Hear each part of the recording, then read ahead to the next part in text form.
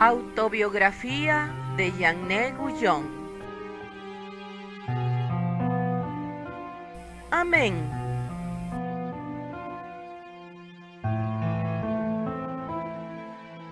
Capítulo 25. La primera persona religiosa que Dios usó para atraerme a Él, a la que había estado escribiendo, según su propio deseo, de vez en cuando me envió una carta cuando yo estaba en lo más profundo de mi angustia, diciendo que no quería que le escribiera más, expresando su rechazo a todo cuanto viniera de mí y haciendo ver que estaba contrariando mucho a Dios. Un padre jesuita que había tenido un gran afecto hacia mí me escribió en términos similares.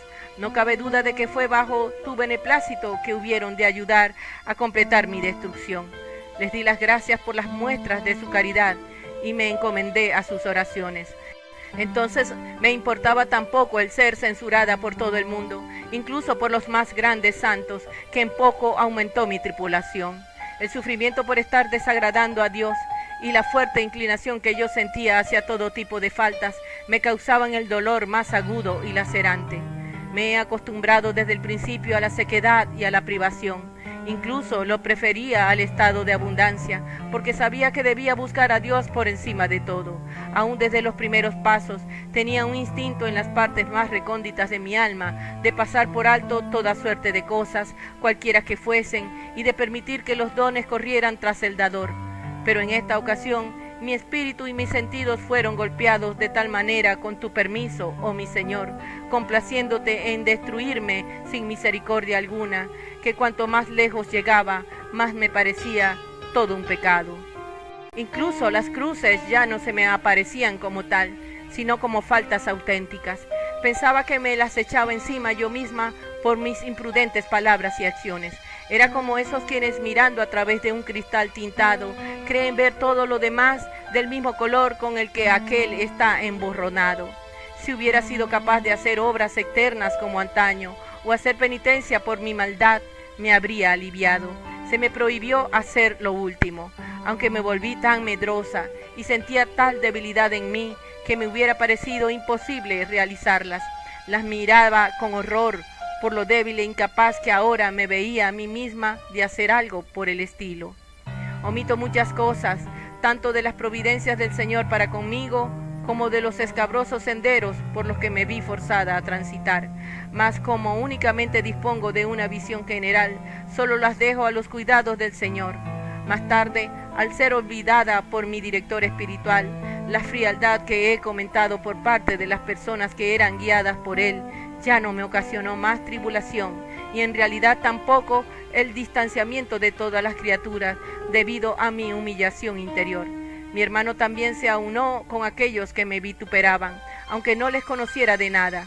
Creo que fue el Señor quien llevó las causas de esta manera, pues mi hermano está completamente convencido e indudablemente pensaba que hacía bien al actuar de esta forma. Me vi obligada a atender ciertos asuntos en una ciudad donde vivían algunos familiares cercanos por parte de mi suegra. ¿Hasta qué punto vi que las cosas habían cambiado? Cuando había estado antes allí, me habían atendido de la forma más elegante y lisonjera, pugnando por agasajarme en cada casa por la que pasaba. Ahora me trataban con sumo desprecio, diciendo que lo hacían en venganza por lo que yo hacía sufrir a su familiar. Como vi que la cosa llegaba demasiado lejos y que a pesar de todos mis cuidados y esfuerzos para complacerla, no había sido capaz de lograrlo, me decidí a dejar las cosas claras con ella. Le dije que habían rumores de que yo la trataba muy mal, aunque me concienciaba de ofrecerle todas las señas posibles de mi afecto.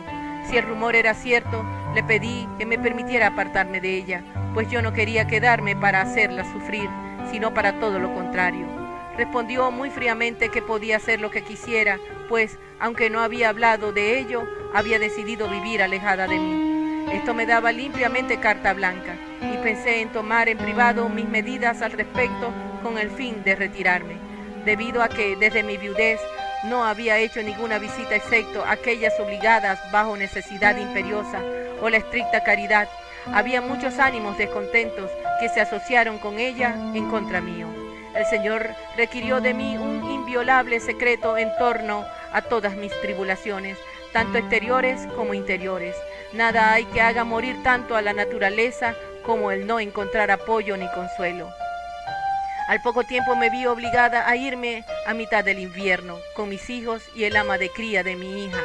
Por aquel entonces no había ninguna casa vacía en la ciudad, así que los benedictinos me ofrecieron un aposento en la suya. Ahora me encontraba en un gran apuro, por un lado temiendo que podría estar eludiendo la cruz, y por otro pensando que era irrazonable imponer mi estancia a alguien a quien solo le resultaba doloroso. Aparte de lo que he relatado de su comportamiento, que todavía seguía siendo así, cuando me iba a la campiña a tomar algún descanso, se quejaba de que la dejaba sola. Si le rogaba que viniera acá, no venía. Si le decía que no me atrevía a decirle que viniera por miedo a incomodarla por el cambio de cama, ella contestaba que solo eran excusas, porque la realidad era que yo no quería que fuera y que solo me iba para estar lejos de ella. Cuando llegaba a mis oídos que no estaba contenta con que yo estuviera en la campiña, regresaba a la ciudad. Después no podía soportar hablar conmigo o verme. Yo la abordaba sin aparentar darme cuenta de cómo se lo tomaba. En vez de contestarme, volvía la cabeza para otro lado. A menudo le enviaba mi carruaje, rogándole que viniera y pasara un día en el campo. Ella lo devolvía vacío, sin respuesta alguna. Si me pasaba algunos días allí sin enviarlo, se quejaba a voz en cuello. En breve, todo cuanto hiciera le amargaba, pues Dios lo permitía. En el fondo tenía buen corazón, pero era afligida por un desasosiegado carácter, y yo no dejo de sentirme muy obligada hacia ella. Estando junto a ella el día de Navidad, le dije con mucho afecto: «Madre, en este día nació el Rey de Paz, con el propósito de traernos a ella. Le deseo toda la paz del mundo en su nombre». Creo que eso le tocó, aunque ella no dejaba que se viera. El párroco, con el que ya me había encontrado en mi hogar paterno, lejos de fortalecerme y confortarme, no hacía más que debilitarme y afligirme, diciéndome que no debía tolerar ciertas cosas. No tenía suficiente crédito como para despedir a ninguno de los empleados domésticos, por muy culpable o deficiente que fuera. En el momento en que se amonestaba a cualquiera de ellos con la expulsión, ella se ponía de su lado y todos sus amigos interferían en ello.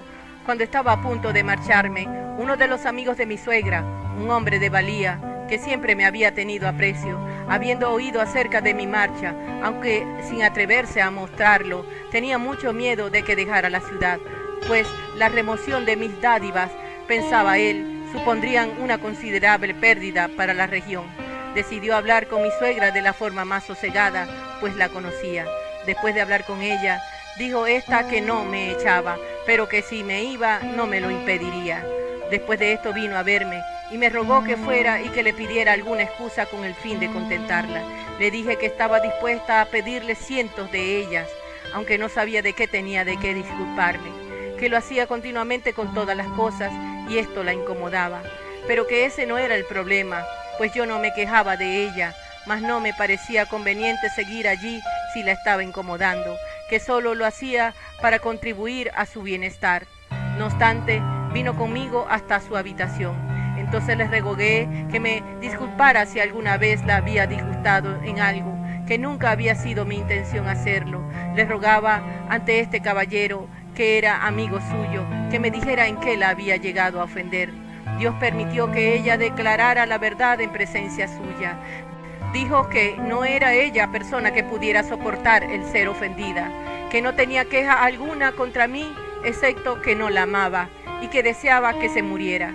Yo le contesté que estos pensamientos estaban lejos de mi corazón, tan lejos que me gozaría de que, por medio de mis mejores cuitas y atenciones, sus días fueran prolongados, que mi afecto era real, pero ella nunca llegaría a creérselo por muchos testimonios que yo pudiera ofrecerle, siempre y cuando siguiera escuchando a los que hablaban en contra mía, que tenía a su lado una doncella, quien lejos de mostrarme ningún respeto, me trataba fatal, hasta el punto de llegar a empujarme cuando ella quería pasar.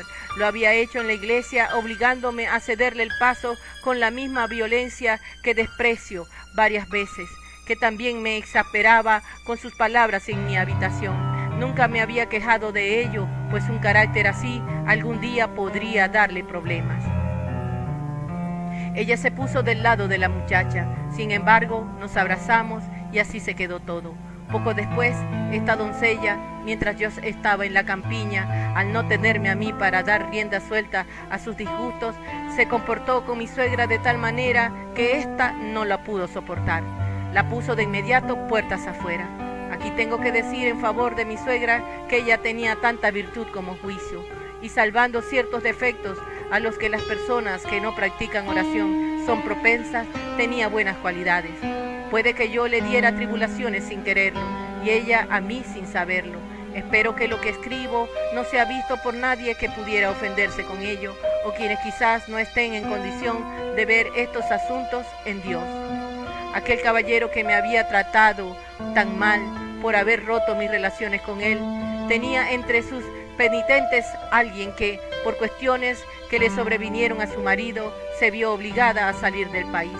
Él mismo fue acusado de las mismas cosas de las que tan injusta y abundantemente me había acusado a mí, e incluso de cosas mucho peores y con mayor excitación y revuelo. Aunque conocía bien todo esto, Dios me concedió el favor de no hacer nunca de su caída el tema de mi conversación. Por el contrario, cuando alguien me hablaba acerca de ello, le compadecía y decía cuanto podía para restar importancia a su caso, y Dios dirigía también mi corazón, que éste nunca se dio a entrar en un vano gozo de verle vencido y oprimido a través de ese tipo de maldades que tan afanado había estado intentando traer sobre mí. Aunque sabía que mi suegra estaba al tanto de todo eso, nunca hablé de ello, ni de los tristes malentendidos que este caballero había causado a una familia en particular. Amén.